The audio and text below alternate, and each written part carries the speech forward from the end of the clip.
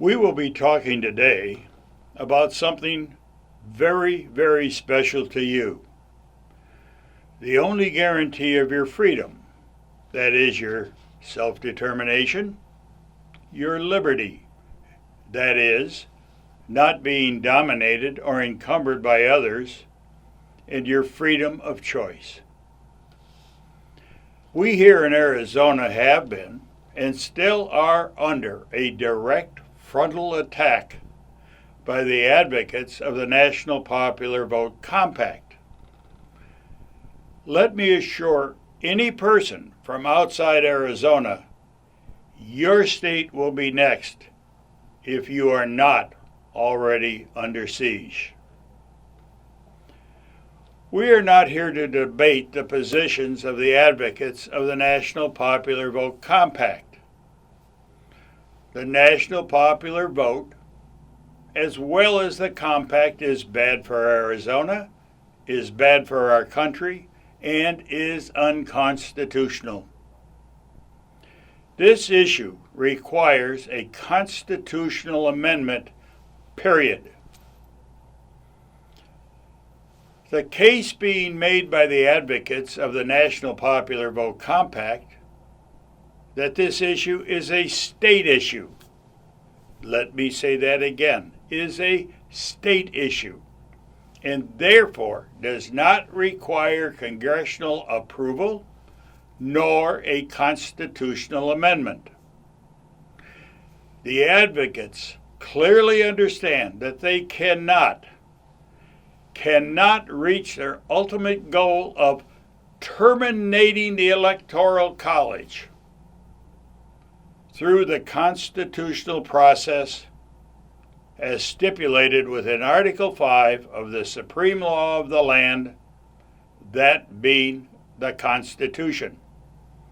It is their position that they can simply bypass the Constitution through the use of an interstate compact agreement.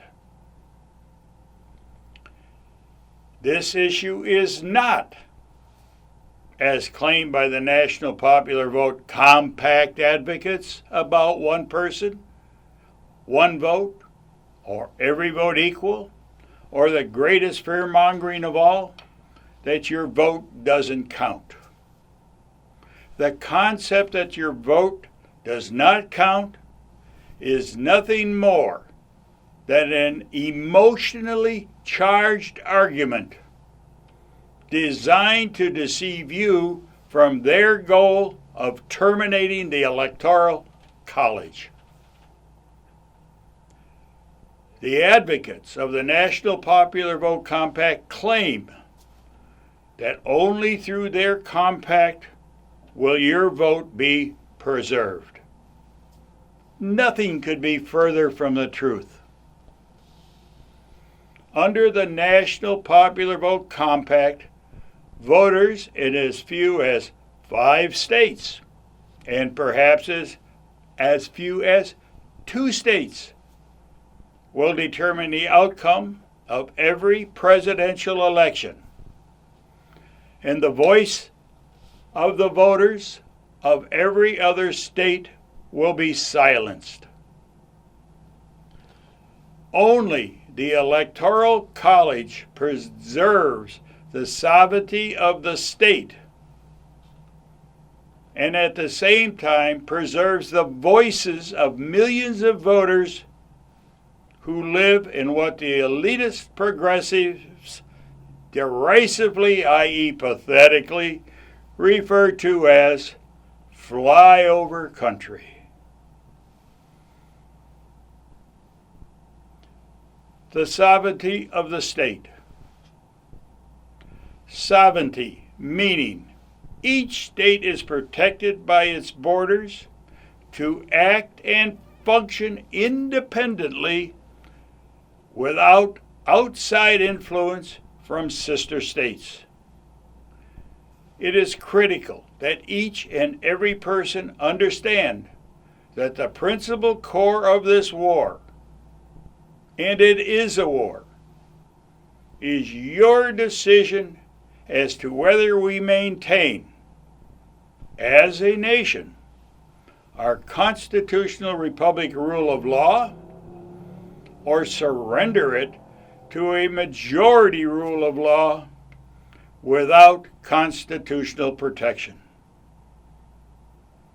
To strengthen that their position is the termination of the Electoral College, I quote from John B. Anderson, directly from their 1,100 pages of propaganda, quote, "Majority rule and political equality are fundamental tenets of democracy," end quote. Yes, majority does rule in a pure democracy, but we, as a nation, are not a pure democracy. We are a constitutional republic.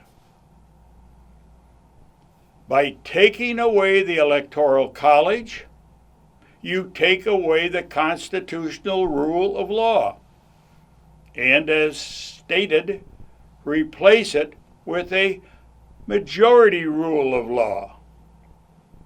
Remember, national popular vote means majority wins, and that means that majority rules, which means that you will be living under the majority rule of the rulers, not the Constitution. I cannot make it any more simple or direct as that. The greatest fear the Founding Fathers had about the election of the President of the United States were two words: democracy and factions. Democracy signifying pure or direct democracy, the election of the president by national popular vote without the consensus of the sovereign state. Factions signifying national special interest groups. The Founding Fathers understood that the combination of democracy and factions would lead our new United States of America directly down the path to tyranny and mobocracy. Why the Electoral College? The Founding Fathers believed that each sovereign state would have its own set of values, and each sovereign state should have its own voice. Do you believe that those of us living in Arizona has the same set of values as California or New York or Illinois? I think not. Yet, this is the path the National Popular Vote Compact wants to take you.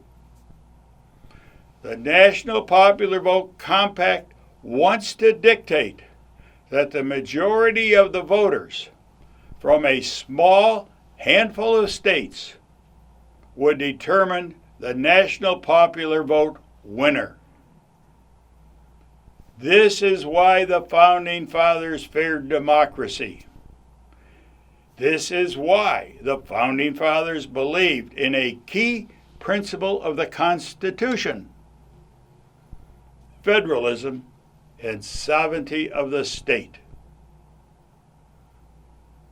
It is fair to conclude that our nation was born as a union of states, equal in power, dignity, and authority. Indeed, the constitutional equality of the states is essential to the harmonious operation upon which the Republic was organized. The fundamental principle of equal sovereignty of the state under constitutional rule of law is a guiding principle which must not be denied. Yet, this is exactly what the advocates are attempting to terminate through the concept of a national popular vote compact. Factions. The fear of factions. In summary of James Madison's Federalist 49, one can conclude that Madison believed that individuals motivated by self-interest could well become the main threat to a free government through the creation of its own factions, the control of which is of vital importance.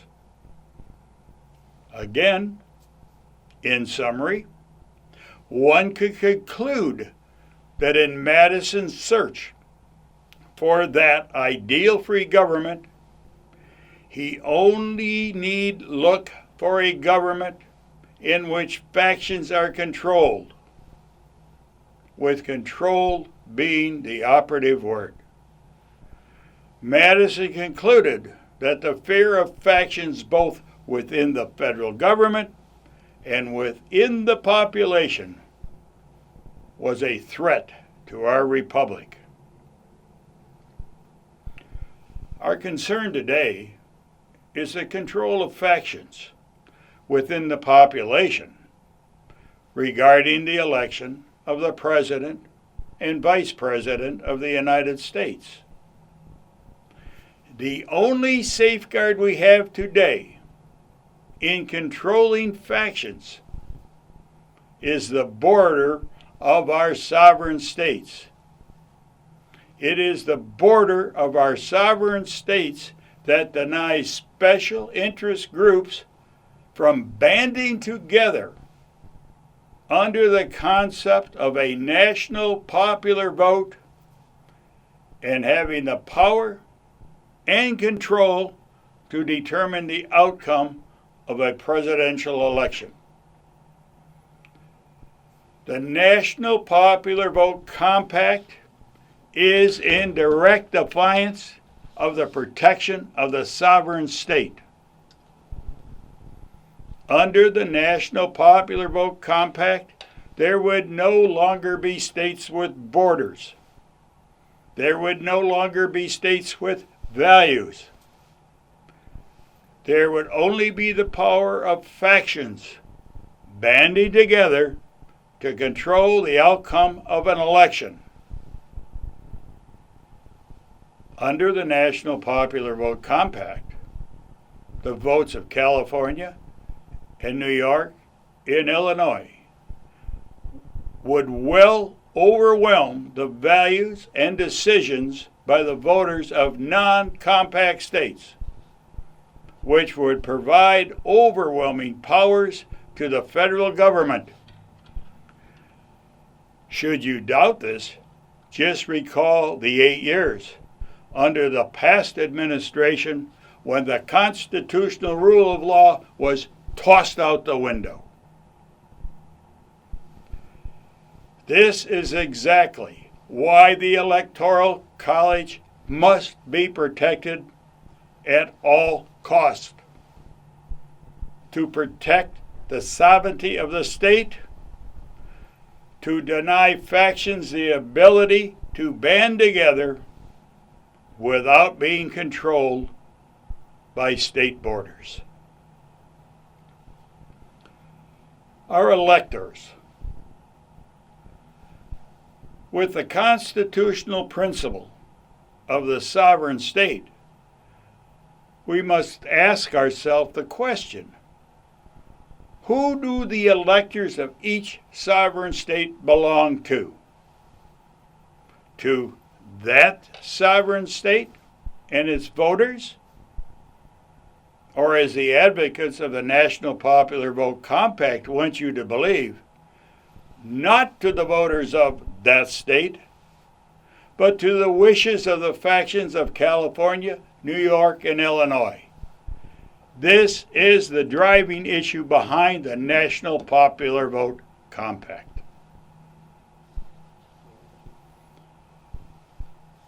The simple constitutional truth is, our electors belong to us, the citizens of each and every sovereign state.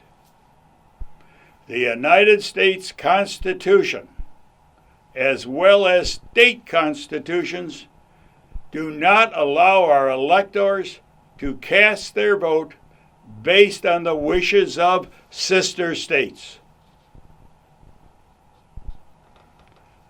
Whatever method used to choose state electors, states do not have the moral, much less legal right to create a statute, i.e. law, attempting to reassign our electors' votes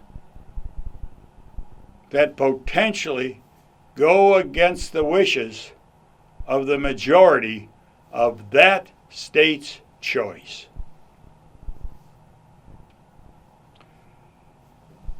Why the need for an unconstitutional use of an interstate compact?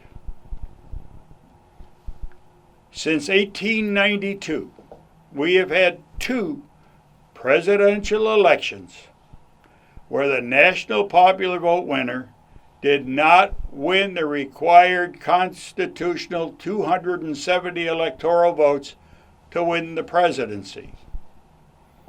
In both cases, Bush versus Gore and Trump versus Clinton, let's be honest, in that the progressive Democrats had a terrible candidate and, more importantly, both delivered terrible messaging.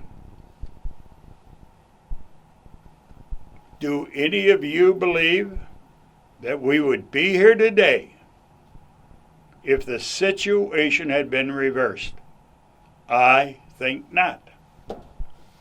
The progressive Democrats would be screaming, the Constitution is the supreme law of the land, and the Electoral College, as a component of the Constitution, is therefore the supreme law of the land.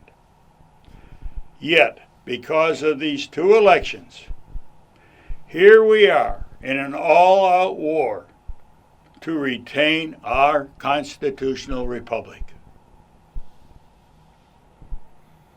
Under the National Popular Vote Compact concept, the Constitution would no longer be the supreme law of the land in its originalism or textualism. The progressive Democrats are using the election of 2000 and 2016 as a wedge to undo the supreme constitutional law and replace it with a majoritarian supreme rule of law. It is their objective to totally dismantle our United States Constitution and replace it with a new Constitution that would allow for majority rule, but not with constitutional protection for all citizens. Small states would no longer be relevant. State values would no longer be relevant. The individual would no longer be relevant. Only the common good for the majority would matter. When they talk about majority rule, they mean just that. The majority will rule, not the Constitution. The National Popular Vote Compact puts the power of government into the control of the majority without protecting the rights of the minority. We would no longer have a constitutional majority. We would have a numerical majority. under a national popular vote compact, would the president-elect take an oath to the Constitution while his real true allegiance would be to that majority who carried the election, even if that majority had a plurality of only, let's say, 35%, which would be very possible. Under the national popular vote concept, there is no numerical threshold for election.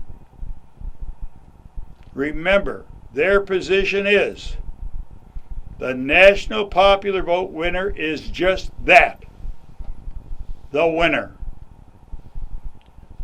The 65% would now be the minority. Again, we saw constant evidence of this throughout the 8 years of the past administration as they played by their rules, not the constitutional rules. And this is important.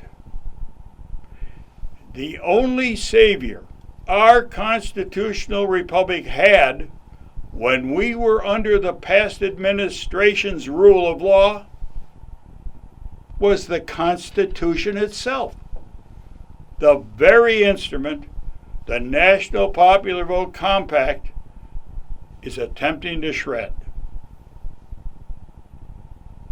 Another myth. The opponents of the Electoral College argue that we do not elect our president democratically. That argument is totally false. Actually, we have 51 democratic elections in 50 sovereign states plus the District of Columbia. They just do not agree as to how popular votes be counted by the wishes and values of each sovereign state or by the wishes of special interest groups. So, the question is, what are you voting for or against? This is critical.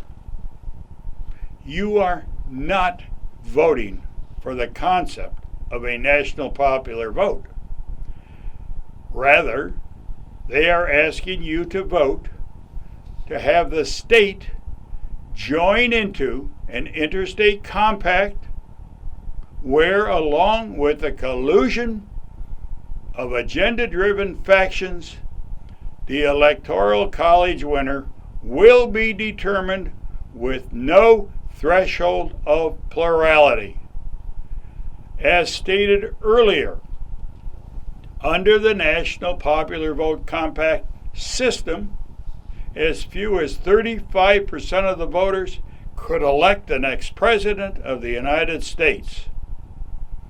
And remember, the Electoral College threshold of 270 electoral votes is thrown out the window as it is predetermined through the collusion of the interstate compact that those 270 electoral votes would go to the national popular vote winner regardless of plurality. That's what you are voting for or against. Keep in mind that the framers not only rejected the direct popular vote of the president, but, and this is important, the founders left it to the state legislatures, not to the citizens, to determine how electors were to be selected. Not awarded, but selected. They could be appointed, as we do in Arizona, or they could be elected. One last point on this subject.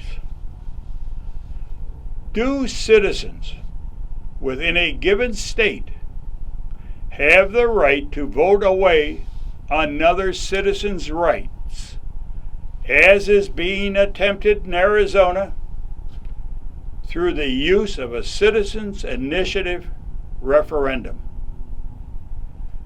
As Ayn Rand stated, individual rights are not subject to a majority vote. A majority has no right to vote away the rights of the minority. The political functions of rights is to protect the minority from oppression by majorities. And the smallest minority on earth is the individual. So, I ask again, does the majority have the right to vote away the rights of the minority? Understanding what you are voting for, or better yet, against, in this Citizens Initiative referendum. 1. If you want to retain Arizona or any state as a sovereign state, vote no. If you want your vote to count, vote no. If you want our Constitution to remain the supreme law of the land, vote no. If you want to retain your individual liberties and freedoms and ability to make free choices under the constitutional rule of law, vote no. If you want the citizens of California and New York and Illinois running Arizona, vote yes. What will come next? Which law will our state legislatures decide to follow? A national special agenda wish, or the constitutional rights of the citizens? And again, they, state legislatures, will argue that they have the plenary power to create a statute to satisfy any special interest group they wish to support. As a voting citizen, that's your call. You have the ability to deliver the message. The good news. Here's the good news. We have been witness to a high-minded constitutional act that has taken place unbroken every 4 years from the beginning of the Republic. One day, every 4 years, we, as American citizens, go to the polls to elect electors, to who, in turn, expressing the wishes of the sovereign state, cast their vote for President and Vice President of the United States of America. This one day should remind us of why we, Americans, are a constitutional people, and why the Electoral College is one of the major linchpins of our constitutional system to be protected at all costs. Our electoral votes are cast not for the wishes of California or New York or Illinois, but for the citizens within each sovereign state. The National Popular Vote Compact takes your vote away from you. It silences your voice. Your vote will not count. State legislatures do not have the authority to reassign the wishes of the electorates, i.e. voters, in having our electors cast their vote based on election results in other states and then move those electors' votes across state borders. This is exactly what the National Popular Vote Compact is designed to accomplish. And this is exactly what the Constitution was designed to deny. Understand that you are not voting to have Arizona or any state simply join the National Popular Vote Compact. Within Arizona, you are voting to pass the failed 2016 statute that was created by the Arizona State Legislature, which took away your voting wishes as a sovereign state. This is unconstitutional. If you want the majority rulers to control your life, that's your call. As a minority, and that's what you will be, you will hear, "We won, you lost, you have nothing to say about anything." Elections have consequences. Again, understand that under the concept of the National Popular Vote Compact, there is no threshold on being elected President of the United States. Pure and simple, majority wins. And the plurality could well be at a threshold of 30% to 35%. There is no threshold relating to the intent of the Electoral College, as that will be predetermined through the National Popular Vote Compact, and the very strong possibility that one or two states' wishes will be overturned is unconstitutional. One last subject. Fraud. Real or myth? We do need to touch on this subject. The advocates claim that the National Popular Vote Compact would reduce fraud. I doubt that anyone buys into this scenario. Please listen carefully. Cheaters cannot create Electoral College votes. Cheaters can create millions of national popular votes. This protection against cheaters is another safeguard provided by the Electoral College, a safeguard that the National Popular Vote Compact takes away. In closing, regarding fraud, do any of you believe that one state should trust another state to fight fraud to the same degree? I think not. Additionally, varying state election laws guarantee that the unequal treatment of voters will surely be litigated under the Equal Protection Clause. Either we follow the constitutional rule of law or we follow the rule of the rulers.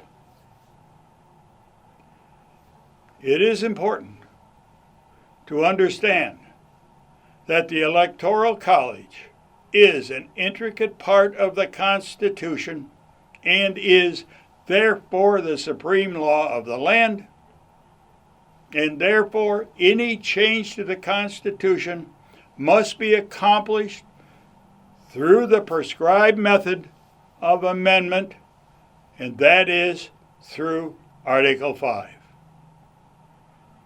As Hamilton inferred in Federalist 85, the amending process is designed to be challenging to the people of each sovereign state.